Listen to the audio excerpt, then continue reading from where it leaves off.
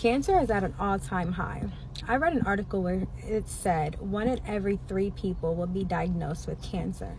And the thing about cancer, unless you're affected by it, meaning you have it or a family member you know has it or a loved one you know has it, we're not doing the research too much. It's like one of those things that if it's not brought to your attention, you're not aware of it until it is, and then it's everywhere and you can, hear about it a lot more. So the thing about cancer that really got me is, okay, if it's 1 in every 3 people that are being diagnosed with cancer, that means it's a lot more common than people want to admit. However, they use this diagnosis to fearmonger a lot of people. And from my studying and my understanding, and this is just all for entertainment purposes only, just, it's all alleged, do your own research. It sounds like it's more of an immunity disorder. Like, if your immune system is not up to par, then you're going to have a higher chance of getting it and not being able to fight it off. Even though they said there's no cure for it, the body was designed to do exactly what it's meant to do. We don't need outside forces besides whatever was given to us. When we're looking at the food that we're consuming, a lot of people talk about, it has to be the food because the cases are going higher and higher every year, and we've never had this situation. A lot of it has to do with the food. A lot of it has to do with the food that we're consuming, the water that we're consuming, and the lack of sunlight and air that we are consuming. If we're not in the sunlight, we're not able to actually absorb that light, and we're not able to allow the sun to kill the bacteria and the things that are in our body that the way it was intended to. You have to look at a human being just like you would a plant. We are very similar. So the main thing that a plant needs is sunlight, water, air, and of course soil.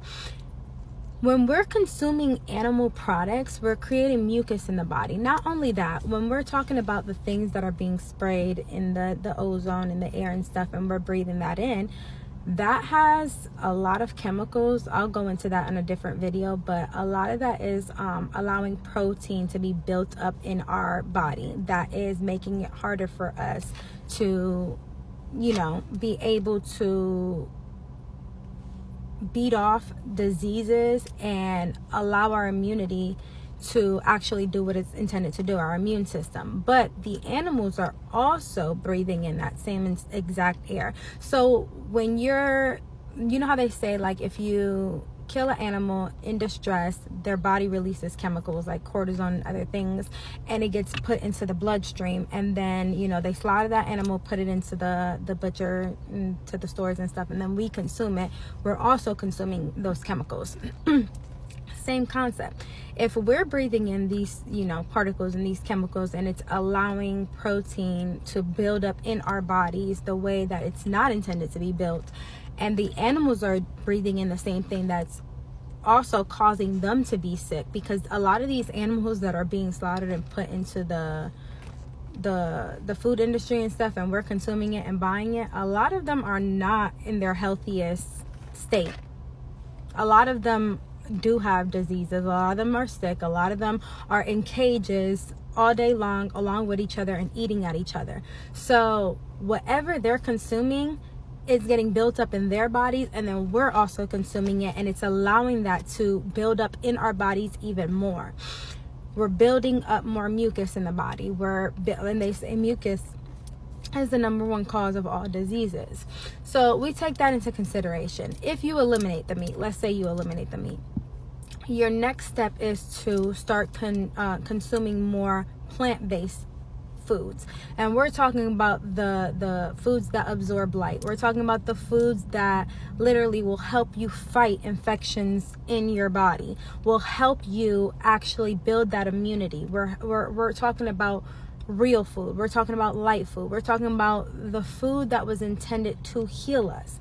Those are the foods that are not promoted to us. If anything, those are the foods that are priced the highest at the stores. We're consuming processed meats. I've read that, what is it, number 1 carcinogen, like lunch meats and all that type of shit. I say all that to say, the more that you take yourself, the more that you treat yourself like a plant, the better chance you have at reducing your chances of getting cancer. Now, mushrooms are a huge one. Like, I don't know how to say those names, like Rashiki or Shaki mushrooms. Those are really good at building the immunity and helping you fight those abnormal cells. Like, your body will be able to fight those cells and create the cells that they need, white blood counts, I believe they are, to help you fight these infections in the body. Now, when we're talking about skin cancer is another big one. You have to understand what the skin is doing in those moments of a person being diagnosed with skin cancer.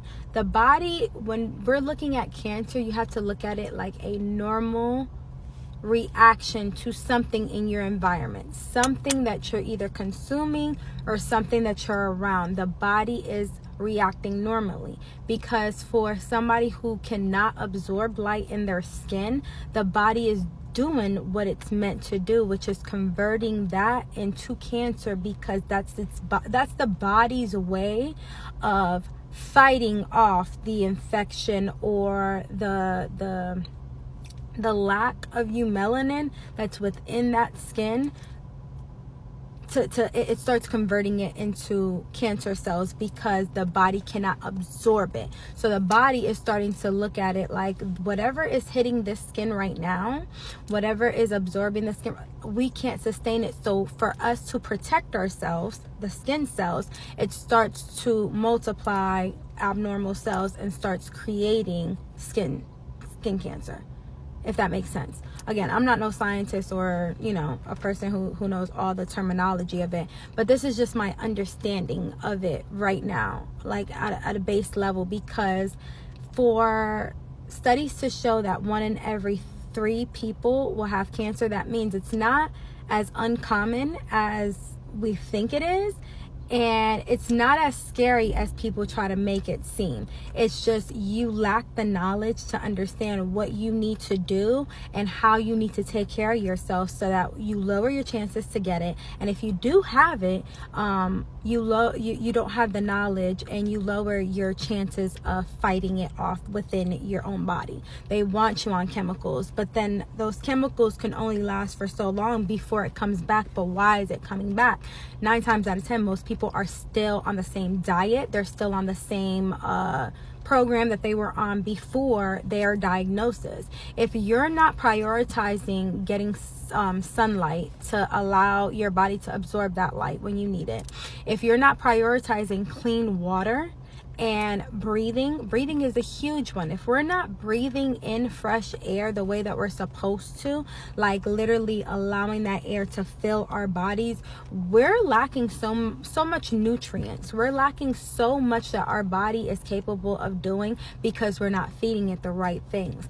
It sucks because we live in a world where breathing is not always the cleanest because of what's in our air. Drinking water is not as beneficial as it should be because our water is dead. Our water is not alive, and it lacks all the nutrients and minerals that we need. And also, we're not in the dirt as much. We're not grounding. We're not, outside gardening. We're not outside eating from the dirt that we need. We are not eating the vegetables and the fruits that we need that's going to help our bodies fight this. But when it comes down to cancer, I think it's a topic that more people, even if you're not affected by it, need to understand and study, because when I started looking into it, I'm like, dang, I'm not educated on this enough. But I'm starting to realize it's a lot more common than what people want to, push out. But there is a fighting chance in getting your body into alignment with nature, with one, so that your body is doing the natural thing that it needs to, building that immunity and fighting it off, versus doing the other natural thing. If you're not in alignment with nature, your body is naturally creating something to fight something off. Like, it's not, I'm looking at it like it's not an abnormal thing. It is a natural thing that happens when you're out of alignment somewhere in your body, if that makes sense.